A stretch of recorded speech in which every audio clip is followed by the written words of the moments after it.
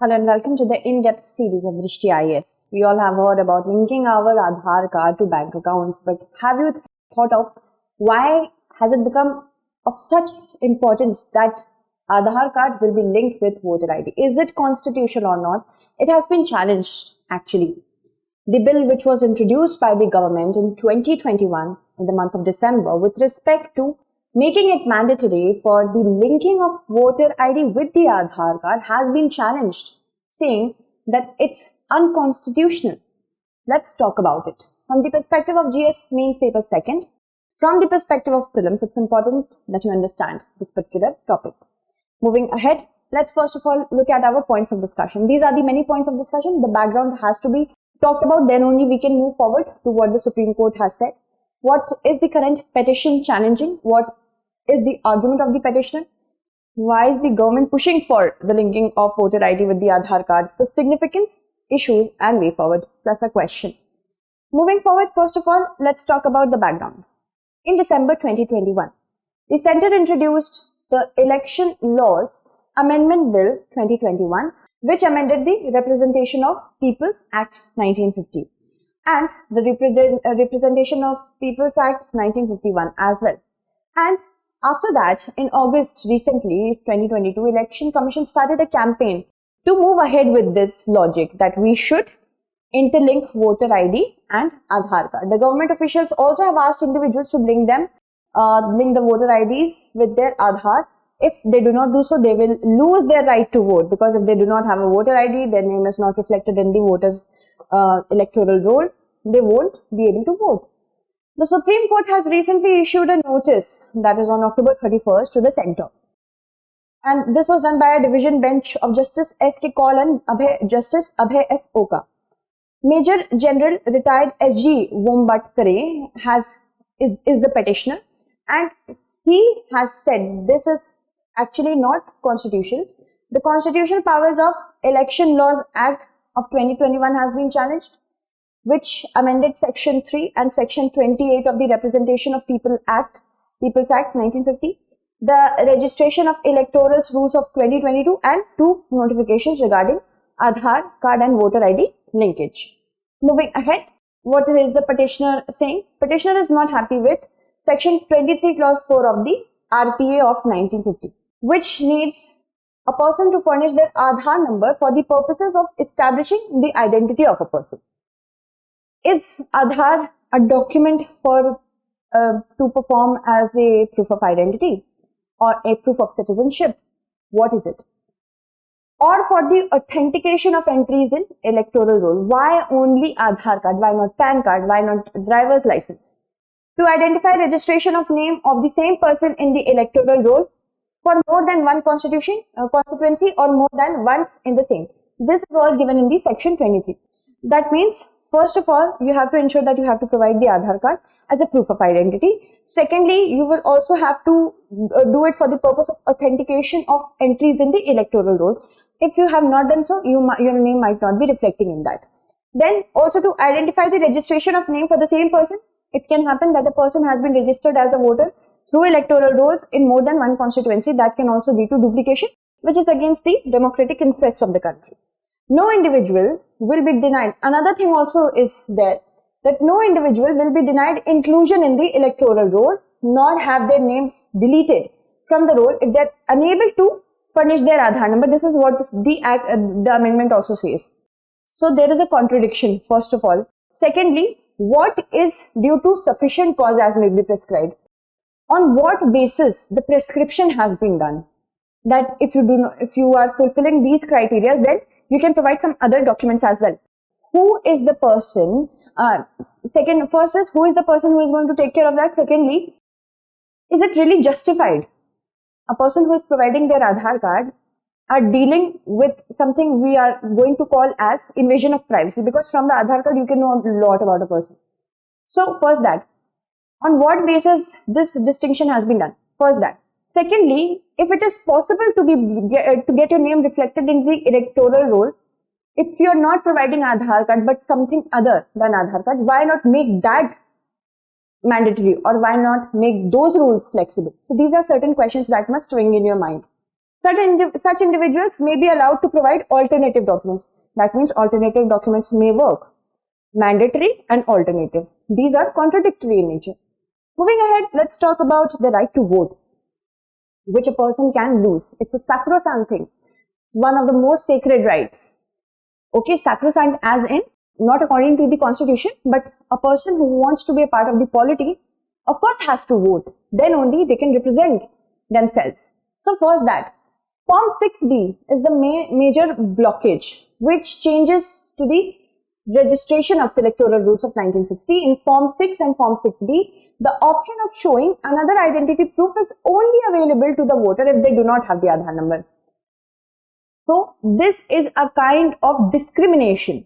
If your policies are not uniform, how can you expect everybody to follow it? This is not what I am saying. This is what the petitioner is saying. This is what the lawyers are saying, because as bureaucrats, we have to understand, we have to take into consideration both these sides, right?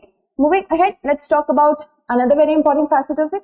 I don't know if you remember, if 2017, if memory serves, then Justice K.S. Puttaswamy versus Union of India and others was challenging the same thing, in which 2017 a judgment came, in which right to privacy was made a fundamental right. If I do not want to provide my Aadhaar card for bank accounts, if I do not want to provide my Aadhaar card for voter ID linkages, because I am very, I do have a reason. There are no personal data protection laws in place and I provide my private reports to you.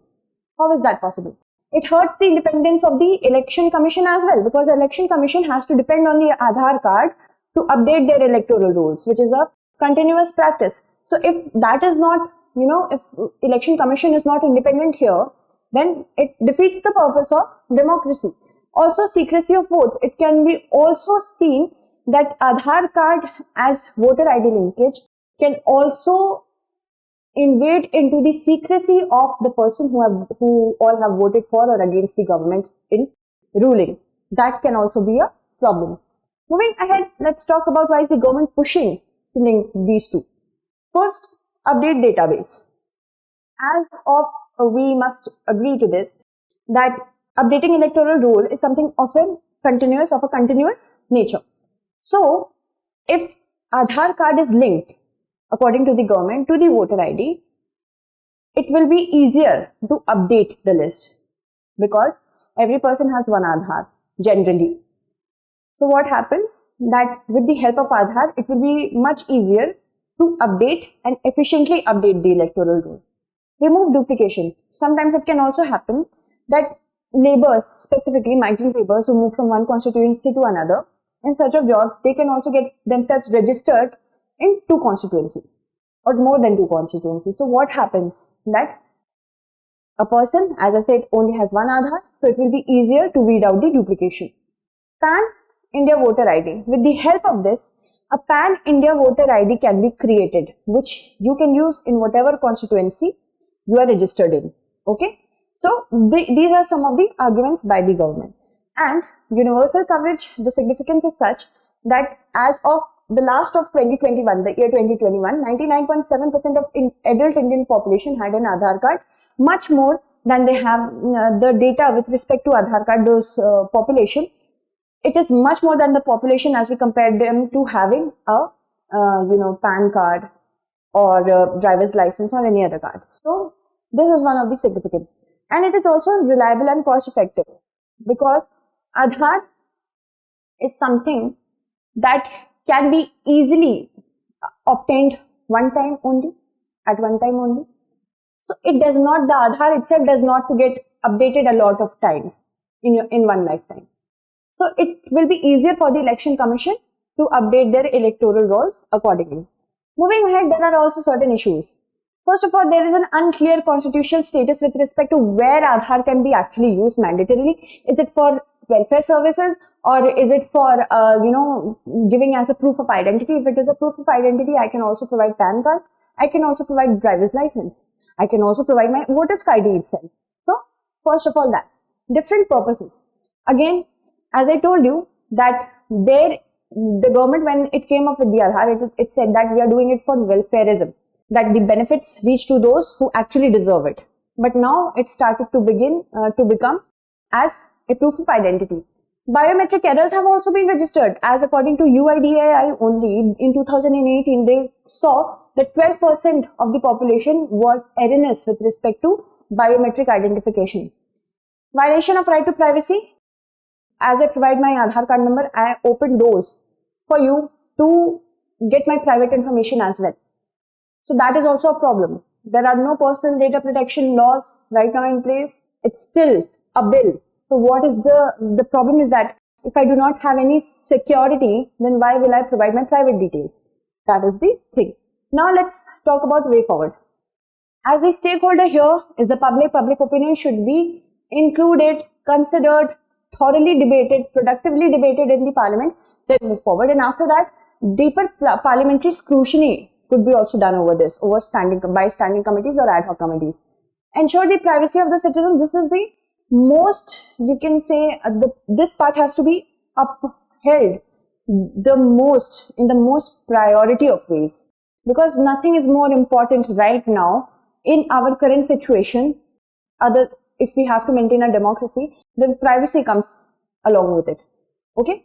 Now move to the particular plate which talks about 67th BPSC mains crash course.